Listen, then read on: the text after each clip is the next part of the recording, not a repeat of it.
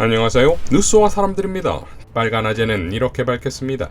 지난 16일 문재인 대통령과 윤석열 당선인의 회동이 무산된 배경을 두고 MB 사면과 인사권 등이 거론된 바 있습니다.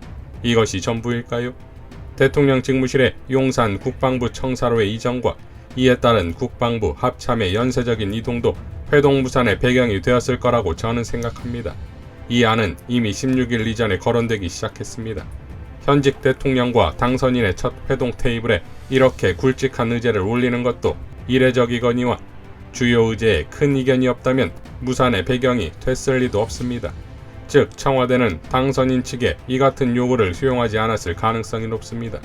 5월 10일 용산에서 대통령 업무를 시작하겠다는 당선인의 의지를 관철하려면 문 대통령의 동의가 절대적입니다. 예비비 신청과 국무회의 의결은 물론이고 대통령 직무실과 중앙행정기관 이전에 필요한 행정 절차, 이것은 가정집 이사와 전입신고 수준이 아닙니다. 특히 국가안보의 중추시설 이전에 수반되는 안보 문제까지 어느 것 하나 가벼이 다룰 수 있는 사안이 아닙니다. 회동 무산 이후 협의도 큰 진전은 없어 보입니다. 윤 당선인과 인수위의 요구를 문 대통령과 정부가 수용하기로 했다면 어제 윤 당선인이 기자회견에서 밝히지 않았을 리가 없습니다. 결국 윤 당선인은 공식 발표를 통해 자신의 권한이 아닌 현직 대통령과 내각의 권한인 일체의 행위를 사실상 강요하고 있는 것입니다. 현직 대통령과 내각의 구성원에게 의무 없는 일을 강요하거나 권리 행사를 방해하는 것이고 법은 이런 행위를 직권남용이라고 부릅니다. 청와대는 오늘 NSC를 소집한다고 합니다. 내일은 국무회의도 예정되어 있습니다. 문 대통령이 점령군과도 같은 윤 당선인의 제왕적 요구를 거부하지 못하고 받아들인다면 결국 그 같은 행위의 결정과 시행의 법적 당사자는 현직 대통령이기 때문에 졸속 처리에 따른 사후 책임으로부터 자유로울 수 없고 받아들이지 않는다면 신구 권력의 충돌이라는 부담을 피할 수 없게 됩니다. 언론이 제 역할을 한다면 어떤 경우라도 윤 당선인에게는 허니문 대신 취임덕이 가속화될 겁니다. 라고 밝혔습니다. 자, 이후 청와대는 이렇게 밝혔지요. 오늘 개최되었던 NSC 확대 관계장관회의 결과를 말씀드리겠습니다.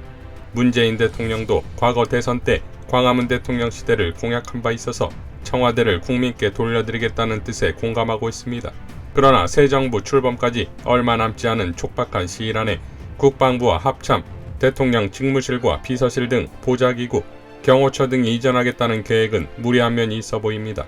특히 한반도 안보 위기가 고조되고 있어 어느 때보다 안보 역량의 결집이 필요한 정부 교체기에 준비되지 않은 국방부와 합참의 갑작스러운 이전과 청와대 위기관리센터의 이전이 안보 공백과 혼란을 초래할 수 있다는 우려를 충분히 살펴볼 필요가 있고 현 청와대를 중심으로 설정되어 있는 비행금지구역 등 대공 방어체계를 조정해야 하는 문제도 검토되어야 합니다.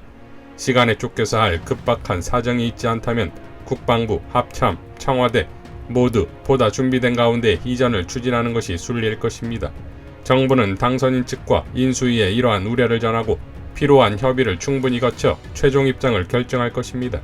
임기가 끝나는 마지막 날 밤 12시까지 국가안보와 군 통수는 현 정부와 현 대통령이 내려놓을 수 없는 책무입니다. 국방부와 합참, 관련기관 등은 마지막 순간까지 흔들림 없이 임무에 임해주기 바랍니다. 라고 밝혔습니다.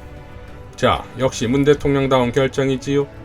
빨간 아재의 추정대로라면 이미 청와대로부터 거부된 사항에 대해 윤석열이 20일 조감도를 들고 나와 용산으로 가겠다고 확정지어버린 것이다 이겁니다. 그러니까 거부된 것을 알고 전 국민을 향한 국방부 모델하우스 설명과 이어 언론 플레이를 한 것이 아니냐 이겁니다. 지난 윤석열 검사 시절을 보면 그림이 그려지지요.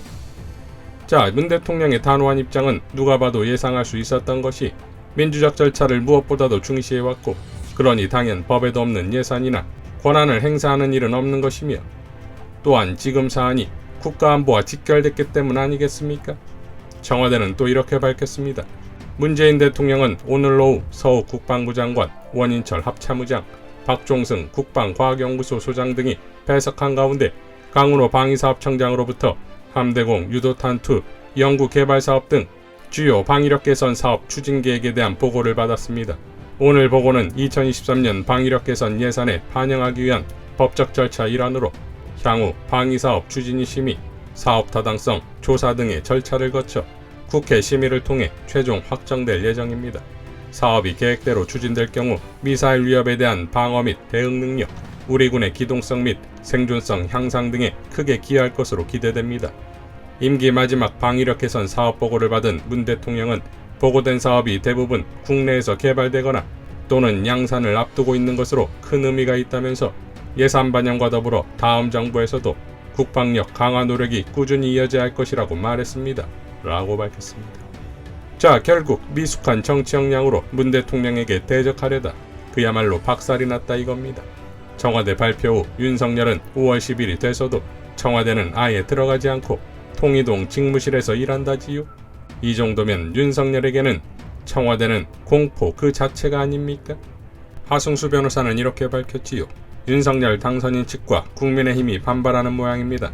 그러나 사전 승인도 없이 한 국가의 국방부를 강제 퇴거시키고 국가재정을 마음대로 쓰겠다고 발표해놓고 추인해달라는 것이야말로 억지입니다. 검사 임용도 안 된 임용 예정자가 말도 안 되게 기소권을 행사하겠다고 하면서 담당 검사에게 승인해달라고 억지를 쓰는 것과 뭐가 다릅니까? 윤석열 당선인은 그런 경우에 승인해주겠습니까? 라고 일갈했습니다.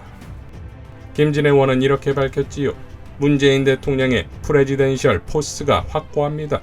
군 통수권자 국가안보와 국민안전을 총책임지는 문재인 대통령의 임무는 5월 9일 자정까지 흔들림 없이 수행됩니다. 오늘 NSC 회의를 거쳐서 청와대의 입장을 명확히 밝힌 것이지요. 안보체제를 흔들 수 없다. 국방부, 합참, 청와대, 경호처 등 무리한 일정으로 쫓아내고 연쇄 이전하게 할 수 없다는 지극히 상식적인 원칙을 확인한 것이지요. 그런데 윤석열 당선인 후 본인은 취임하고 5월 10일 대통령 업무를 현재의 통이동 인수위 사무실에서 계속 보겠다라고 합니다. 이건 아무리 봐도 너무너무 이상하지 않습니까? 도대체 무슨 이유입니까? 대통령에 취임하면 모든 경호 업무에 협조하는 것도 대통령의 의무이거늘 윤 당선인 대통령직의 무게를 너무 가볍게 여기는 거 아닙니까? 라고 일갈했습니다. 황교익 작가도 이렇게 밝혔지요. 윤석열 대통령 당선자가 취임을 한 후에 당분간 통이동 사무실을 쓰겠답니다. 국방부 건물에 들어가는 일은 그때부터 시작하겠다는 것이지요. 그게 합법한 것이면 누가 뭐라고 하겠어요? 길거리에 나앉든 아크로비스타로 들어가든 상관할 일이 아닙니다. 다만 국가 운영에 한치의 공백이라도 발생하면 그 책임은 윤석열 대통령 당선자 당신에게 있음을 확인합니다. 정부의 관리 부실로 사고가 나거나 정부의 사고 수습이 충분하지 않으면 국민이 용서하지 않을 것입니다. 이어 윤석열 대통령 당선자의 멘토로 알려진 천공이 3년 전에 유튜브에서 한 용산 활용에 대한 강연 내용이 화제입니다.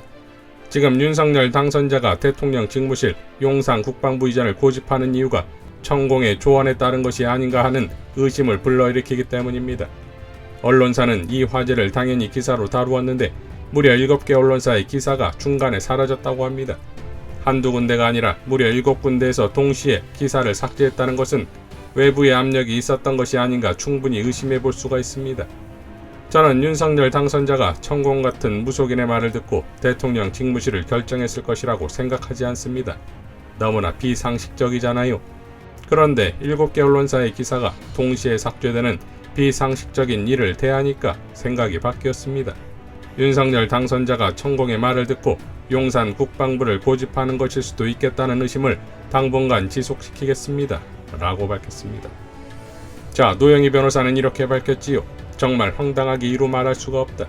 나는 무속신앙에 흥미를 느끼고 사주 명리학에도 관심이 많지만 용이 여의주를 들고 와야 용산이 힘을 쓴다는 허무맹랑한 이야기를 듣고 대다수의 국민이 반대하고 대다수의 국민이 이해 못하고 대다수의 국민이 상상할 수도 없는 큰돈을 써가며 대다수의 국민에게 엄청난 불평과 표면화되지 않은 잠재적 위험을 내포한 용산 이전을 고집했다면 이건 병이다. 더욱 더 큰 문제는 앞으로 수많은 의사결정이 전부 이런 식으로 해석되고 전부 이런 식으로 희화화될 수 있으며 누구의 말도 먹히지 않는 불통의 의사결정이 일상화될 수 있다는 거다. 라고 밝혔습니다. 지난 유시민 작가는 이렇게 밝혔었지요. 윤석열 후보의 지지율은 어디서 왔냐 하면 문재인 대통령과 싸우는 데서 왔어요. 그러니까 그건 어떤 점에서 보면 반사적인 거예요. 문 대통령의 임기는 끝나갑니다.